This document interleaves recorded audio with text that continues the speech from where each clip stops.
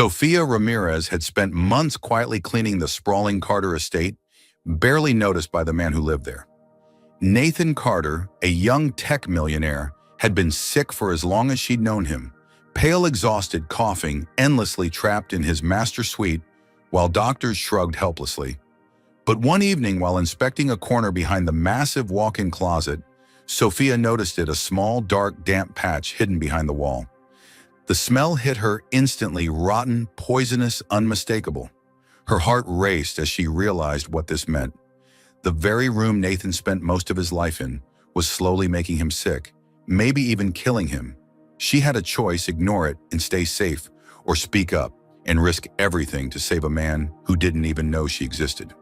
That moment would change both their lives forever. Sofia Ramirez had been working at the sprawling Carter estate in Greenwood Hills for only 3 months. Yet every day she still found herself in awe of the place. 15 bedrooms, 7 bathrooms, a library straight out of a movie, and gardens that seemed to stretch endlessly. Everything spoke of wealth, luxury, and a life she had only ever glimpsed from the outside. Pushing her cleaning cart down the polished marble hallway, she paused for a moment, taking a deep breath of the heavy perfumed air, and tried not to let her eyes wander. Nathan Carter, the 31-year-old tech mogul who owned the estate, had a reputation that intrigued Sofia almost as much as it intimidated her. He was always sick, or at least that's what everyone believed. From the first day she arrived, Nathan had spent the majority of his time secluded in the master suite, coughing violently, wincing in pain, and lying in bed with a weariness that seemed to drain the energy from the entire house. "Good morning, Mr. Carter," Sofia said softly, knocking gently on the master suite door one Thursday morning.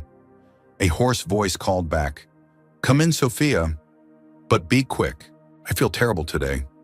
Sofia pushed the door open and found Nathan exactly as she expected, pale, sunken under the king-size bedding curtains, drawn in a stagnant heaviness in the air that seemed to cling to his skin. His cough echoed painfully through the room, making her wince involuntarily.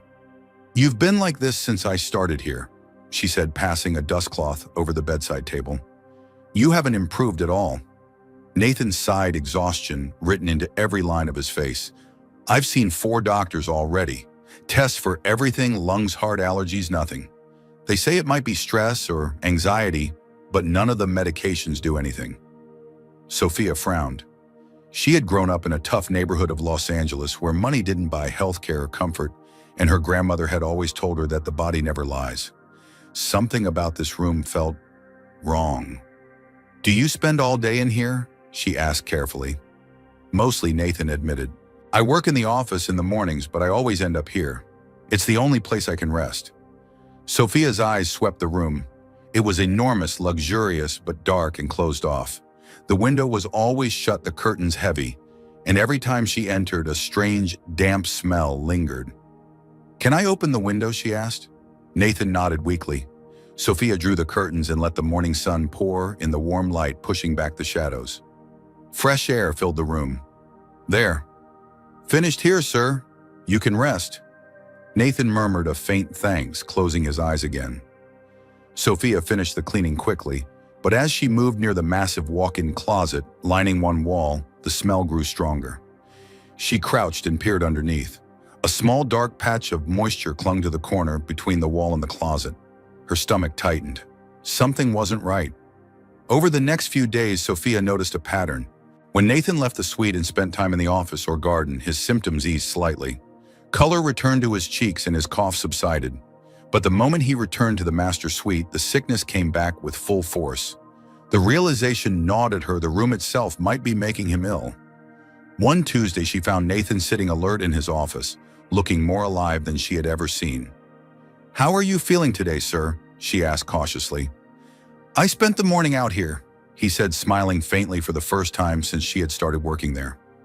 "No crisis, no headaches. Just like the doctor said, it must be stress. Work keeps my mind off it." Sofia didn't reply. She had a theory, but she needed proof. That evening before leaving, she returned to the master suite to check the room. Nathan lay sleeping, facing the wall where the dark patch had appeared. Sofia crept closer, crouching to inspect it. The spot was damp, almost hidden, and the smell hit her, immediately stale, rotting, unmistakable. Her grandmother's voice echoed in her mind. Moisture grows where it's unseen, and it kills quietly. Sophia hesitated. Should she speak up or ignore it?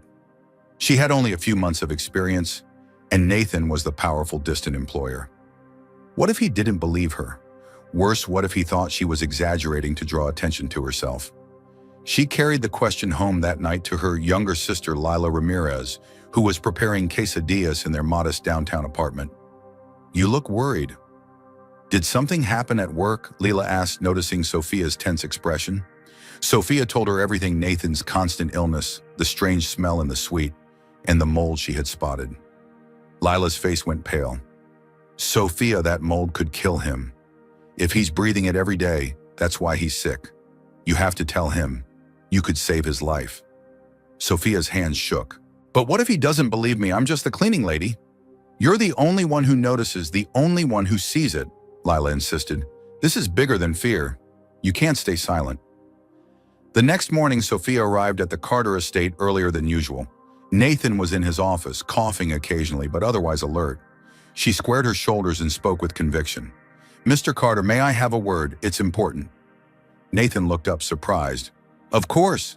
Sit," Sophia explained calmly, detailing the location of the mold and the damp patch behind the walk-in closet. She described the symptoms, the recurrence of his illness when confined to the room, and drew upon her personal experience with dangerous moisture growing unseen in homes. Nathan paused, skeptical, yet a flicker of doubt crossed his eyes. "Why would it only affect me in the master suite?" he asked. "Because it's confined to that space. You feel fine elsewhere, the office, the garden, but return here and it worsens." "I've seen it before," Sophia said, voice steady. Nathan stood and followed her upstairs. Sophia pointed to the corner behind the closet. The small dark patch was nearly invisible unless looked at closely. Nathan leaned forward, sniffed cautiously, and immediately recoiled. The smell was unmistakable, pungent and putrid. "My God, how did I never notice this?" he murmured. Sophia met his gaze, calm but resolute. "The room has been making you sick, sir. Opening the windows and proper treatment is the only way to fix it." For the first time, gratitude softened Nathan's face. "You saved my life, Sophia. I can't believe I didn't see it myself." The next morning, Nathan Carter woke to a clarity he hadn't felt in months. The first night spent away from the master suite had been quiet, the air clean, the oppressive weight of illness finally lifted just enough for him to notice the difference. Sophia had insisted he sleep in a guest room while the mold experts prepared the treatment. Nathan's head still throbbed slightly, but it was a sharp contrast to the crushing fatigue that had plagued him for years. Sophia arrived early, armed with her cleaning supplies and a steady sense of purpose. She found Nathan in the home office, sitting upright at his desk, his usual pallor replaced with a hint of color. "Good morning, sir," she said cautiously. Nathan looked up and smiled, and it wasn't the forced, fleeting expression he had shown her before. It was real bright, almost radiant. "Good morning, Sophia." "I feel better," he admitted, his voice tinged with disbelief. "No headaches, no constant coughing. I didn't realize how bad it had been until now." Sophia allowed herself a small, relieved smile. She had suspected the mold, but seeing the tangible improvement in Nathan confirmed what she had long feared. It wasn't stress, not entirely. It was the hidden poison thriving in the very room he had relied on for rest. Over the next few days, Nathan stayed mostly in the garden or the office, carefully avoiding the master suite. The contractors worked efficiently, tearing down part of the wall behind the walk-in closet and removing months' worth of mold accumulation. Sophia supervised, quietly making notes, ensuring Nathan was shielded from the worst of the exposure. The air felt lighter in the estate, and Nathan's energy visibly returned. By the end of the week, Nathan was walking through the gardens each morning, opening windows that had long been sealed shut, and laughing over phone calls with colleagues. His staff noticed the change, exchanging glances at the remarkable transformation. But it was Sophia's quiet, unwavering presence that made the biggest difference. She hadn't expected recognition. Her only goal had been to do her job well. But Nathan, now feeling alive again, was compelled to express his gratitude. "Sophia," Nathan said one morning as she watered the balcony plants, "I know I'm your employer, but I need you to understand. You've done more for me than any doctor, any expensive medication, anyone I've paid to help me. You saved my life." Sophia froze her hands, gripping the hose tighter. She had never imagined anyone would say that to her. Her job had always been invisible, her role confined to cleaning and observing, but now in that moment, Nathan's words lifted the weight from her chest. "You don't need to thank me, sir. I saw what was wrong," she replied softly. Nathan shook his head, smiling faintly, but with seriousness in his eyes. "No, you don't understand. I want to do more than thank you. I want to invest in you. I want to support you, your future, your growth. You've got an eye for things most people overlook, and that's rare." Sophia's eyes brimmed with tears, but she blinked them back. She wasn't used to recognition, let alone such generosity. Nathan handed her a voucher for a management training program at a private school fully funded. "Consider this an opportunity to build something for yourself," he said. "I want you to have every chance to succeed." The gesture shook Sophia. It was more than she had ever dared to hope for, and it made her question the nature of her feelings. She had spent weeks noticing Nathan's vulnerability, his struggle, and the way he trusted her. Each day, their relationship evolved from formal politeness to mutual respect, and now perhaps something more. As Sophia progressed through the management course, she arrived home exhausted each evening, but with a light in her eyes that her sister Lila hadn't seen in years. "You're different," Lila remarked one night over dinner. "Happier, lighter." Sophia smiled faintly, too tired to explain. "It's the course," she said vaguely, though she knew it was more than that. It was the way Nathan had made her feel seen, important, and capable. Nathan, for his part, began seeking her advice, involving her in minor decisions, and even sharing personal thoughts he had never voiced to anyone in the household. Their conversations became longer, more meaningful, and sometimes Sophia caught him looking at her in ways that made her heart pound. She knew she was walking a line, she was his employee, but the connection they were forming was undeniable. One Thursday afternoon, Nathan appeared nervously in the library while Sophia organized books. "Sophia, do you have a minute?" he asked, shifting uncomfortably. "Of course," she replied, setting aside her work. I want to invite you to dinner tomorrow night," he said carefully. "Not as employer and employee, just friends or, I don't know, people." Sophia's heart leapt. She knew she should refuse. The implications were complicated. Yet before she could rationalize, she heard herself say, "I'd like that." Nathan's face broke into a genuine relieved smile. "Perfect. I'll pick you up at 7. The following evening, Sophia dressed in her only nice dress, simple yet elegant dark blue, and Lila helped her finish preparing. "You look beautiful," Lila said, smiling. "He won't be able to take his eyes off you." Sophia blushed, uncertain how to feel caught between fear and anticipation.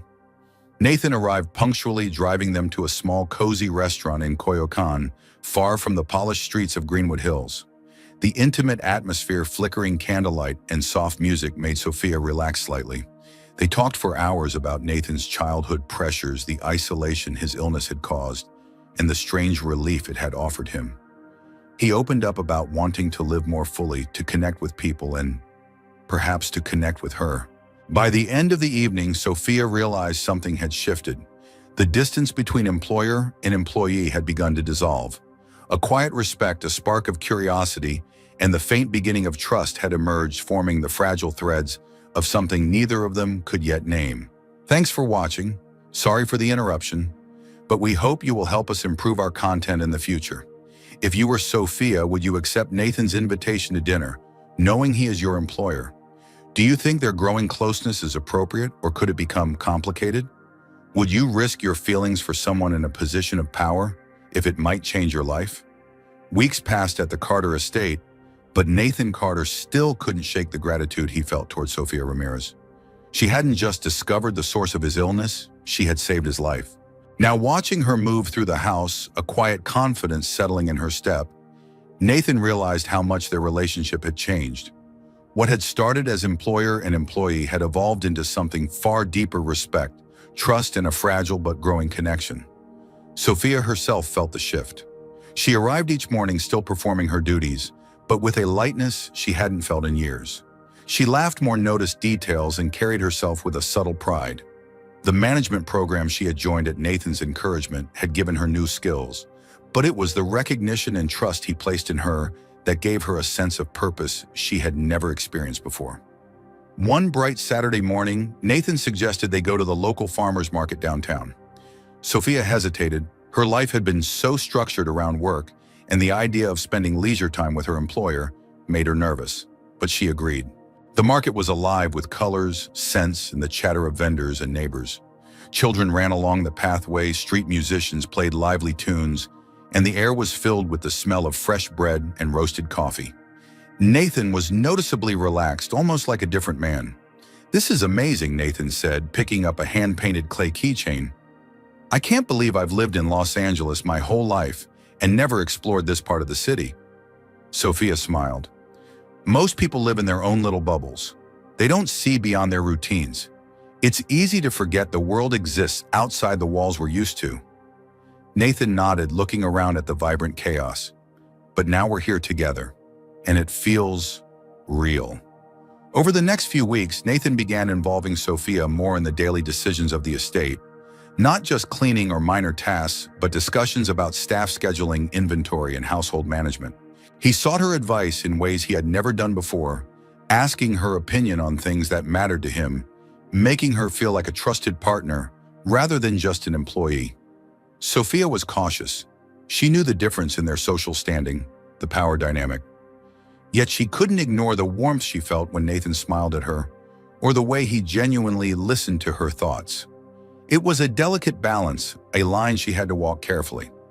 One evening, Nathan nervously approached Sophia while she was tending the balcony plants.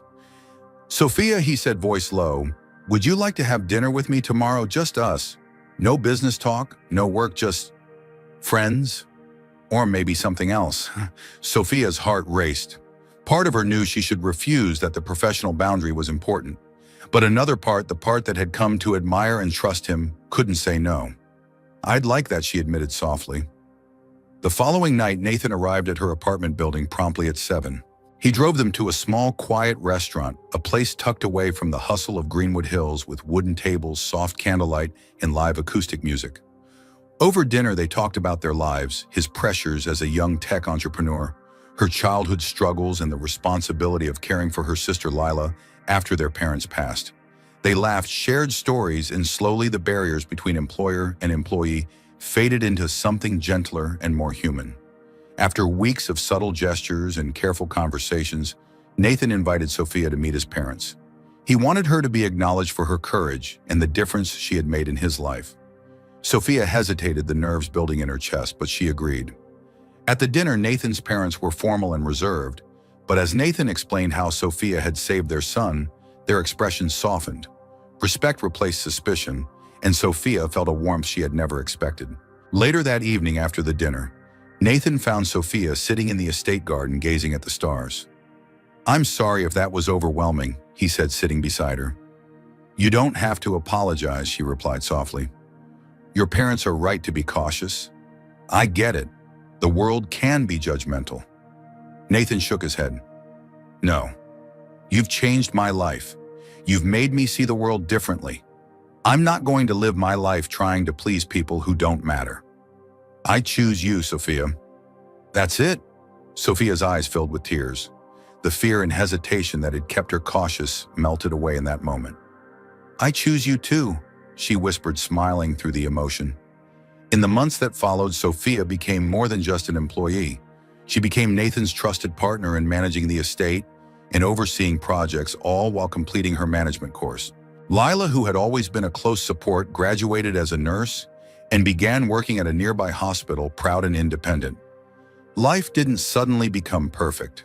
There were still whispers from staff, the occasional judgmental glance, and moments when Sophia questioned if she truly belonged in Nathan's world.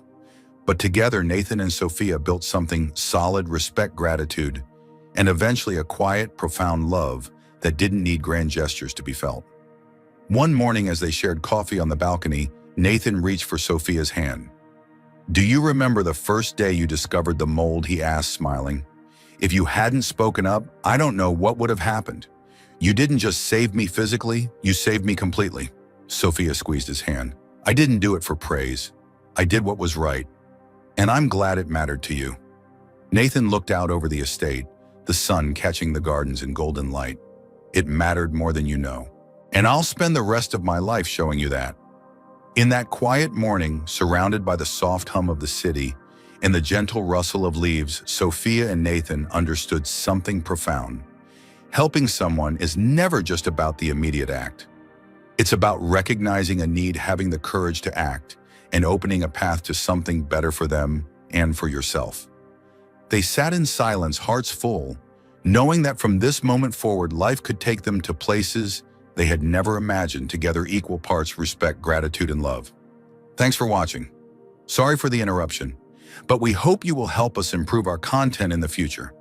Do you think Sophia and Nathan's relationship could thrive despite their differences in background? Would you have had the courage to speak up if you were in Sophia's position? If this story inspired you, comment 100 below. Tell us which country you're watching from and share this video with someone who needs to hear it.